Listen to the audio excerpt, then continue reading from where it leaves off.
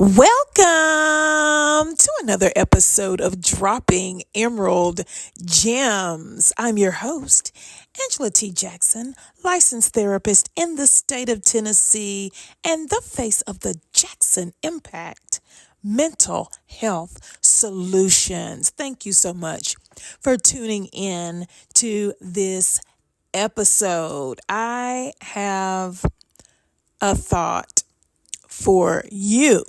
And I tell you what has drawn me to this topic. I have sat with so many different clients, so many different peers, and just people in general that I really don't want to answer this question for because I'm off. And I'm in the grocery store trying to mind my own business. Okay. Here's a plug for all therapists out there. We do have days off. We do like our downtime. And when we're in the grocery store, I don't know what it is, but somehow we attract people who just want to tell their story. No doubt. It's a thing. It's a thing. So anyway, let's get to the topic. I digress. Let's get to the topic. So what I want to discuss today is the difference between narcissistic tendencies and narcissistic personality disorder, right? Those two things are different. Narcissistic personality disorder is different from having narcissistic tendencies. So what's the topic? Everybody's not a narcissist. That's a mouthful. Everybody is not a narcissist. Let's jump right in.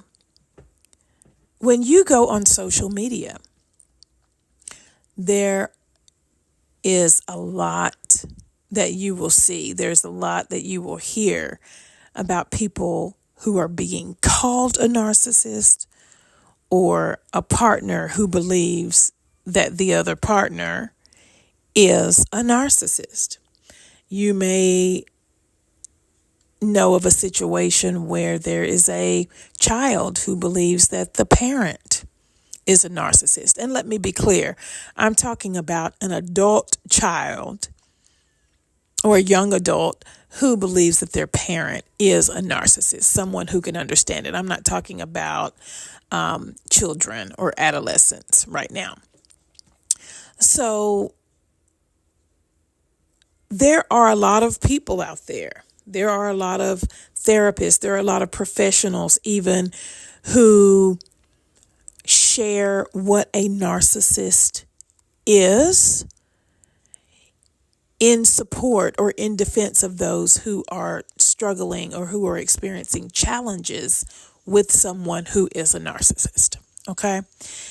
But the reason for this episode, the reason for my perspective and why I'm taking a different stance is because my heart goes out to the people who are being called a narcissist and they are not a narcissist. I'm going to actually break open the diagnostic manual that therapists and psychologists use to assess and provide a diagnosis. And I believe that's needed so that you know the real criteria for narcissistic personality disorder. It's heartbreaking to me for a person to come to me and ask, am I a narcissist? Am I a narcissist? Am I a narcissist? And I hear this all too often. And before I even look at any criteria, I listen to the person. I more than likely know information about elements of their circumstance. And I'm like, you are not a narcissist. just right off the top. After you've been doing this a while, you learn symptoms and you learn what traits fall in what categories, and immediately it's a no for me, basically.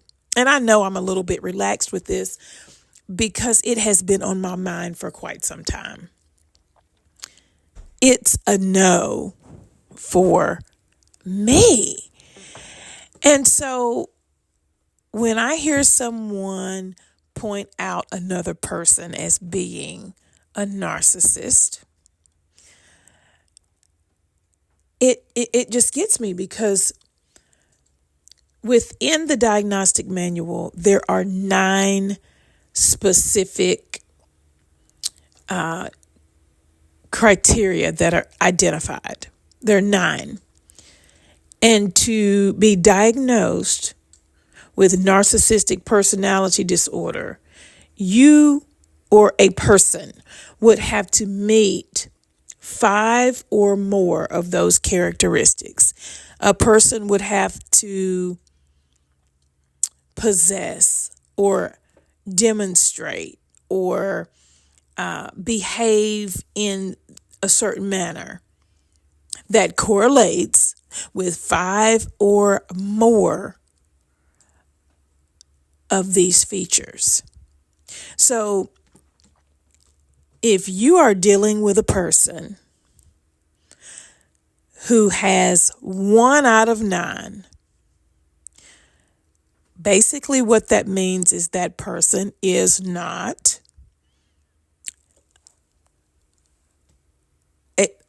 let me say it this way. This person would not meet the standard to be diagnosed with narcissistic personality disorder.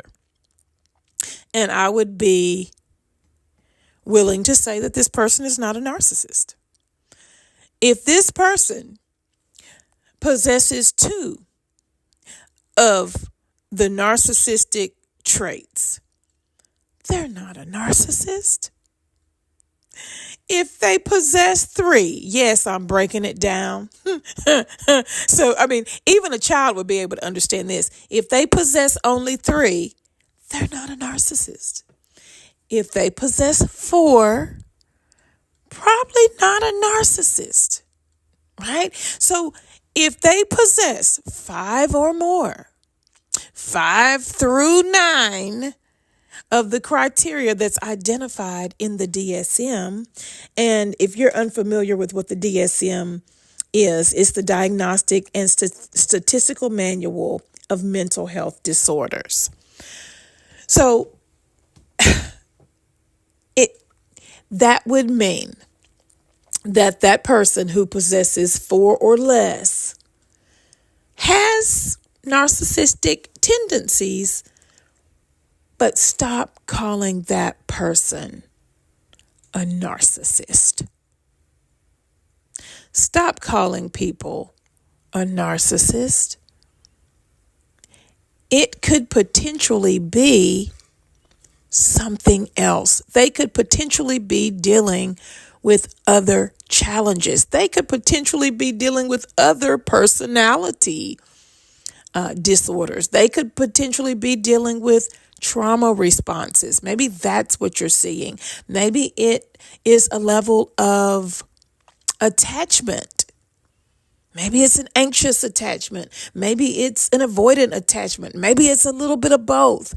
It could be anything. Maybe there's a level of adjustment.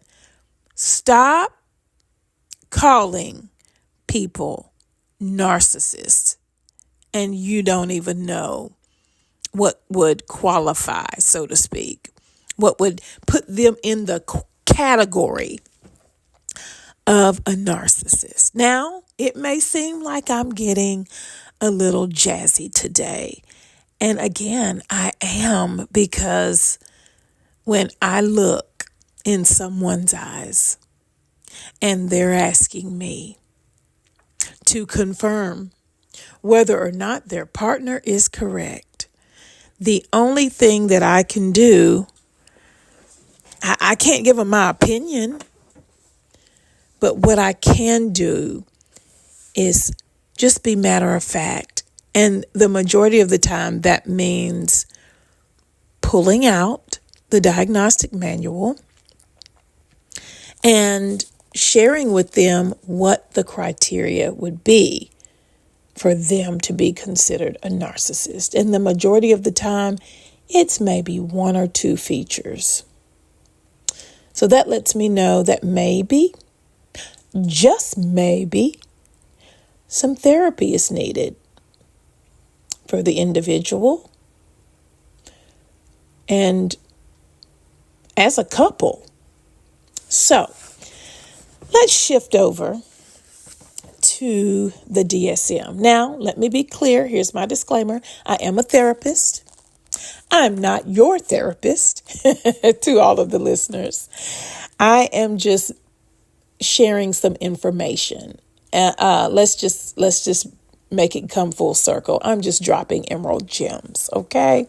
I'm just dropping some knowledge so that you would know. So I have referenced the criteria that is in the DSM, and I'm going to share that today.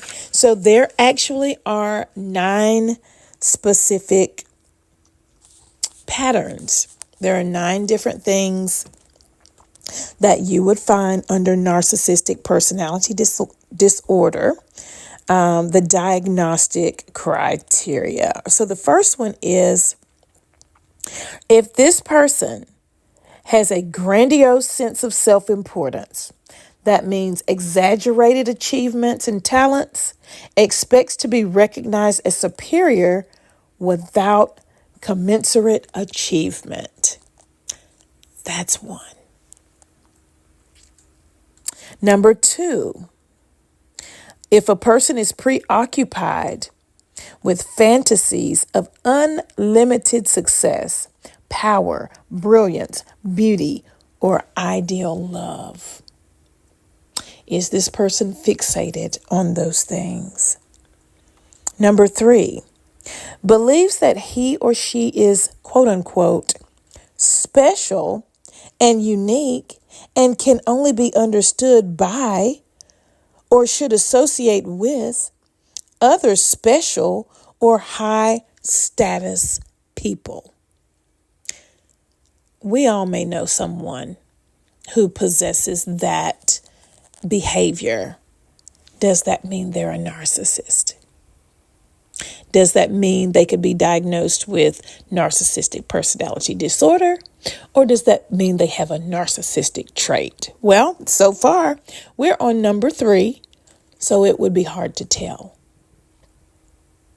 It would be a trait at this point, but we have to keep reading to know which it would be. All right. So number 4, it says requires excessive admiration. This is one of those qualities that most people can easily identify because they always say, man, it's always about them. They want you to focus on them. If it's not about them, they get upset. So maybe this is one of the common ones that a lot of people get right.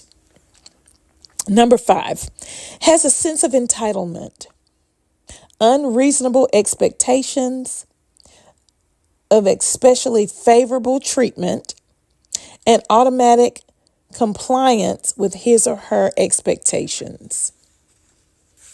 Number 6, is interpersonally exploitative. That's a tongue twister. I'm going to say that one again. Number 6, a person who is interpersonally exploitative. Now, what does that mean? It means that this person takes advantage of other people. They take advantage of other people to achieve his or her own ends. They take advantage to benefit themselves. Okay. Number 7, a person that just flat out lacks empathy, is unwilling to recognize or identify with the feelings and needs of others. Number 8 is often envious of others and believes that others are envious of them. That also might be one of the common ones that people may get right. And when I say they may get it right, it's sort of a classic sign that people typically identify with a narcissistic trait. Okay, so here we are with number 9. Shows arrogant, haughty behaviors or attitudes. So there are your 9 criteria. Maybe you know someone who possesses one of those traits. Maybe it's a learned behavior, right? I'm not saying that it's not a narcissistic tendency if someone displays one of those things. But I tell you, there is always a root to behaviors. For every behavior, there's an emotion connected to that. For every emotion, there's a behavior connected to that. Remember what I said. Don't just assume that this person is a narcissist. Don't label a person as a narcissist. Find out what other elements, find out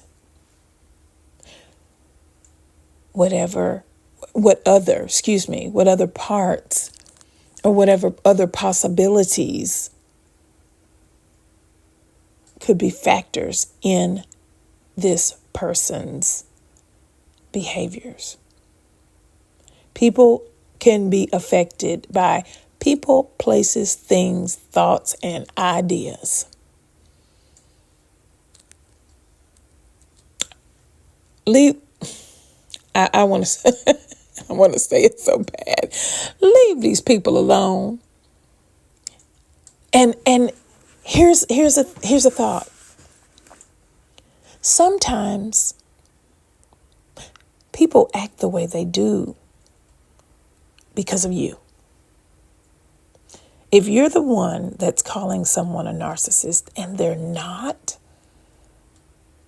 there may be a shift in their personality and how they show up around you. Maybe there's a level of discomfort. Maybe they feel defensive. Maybe there's a lack of trust. Maybe the person feels the need to prove themselves.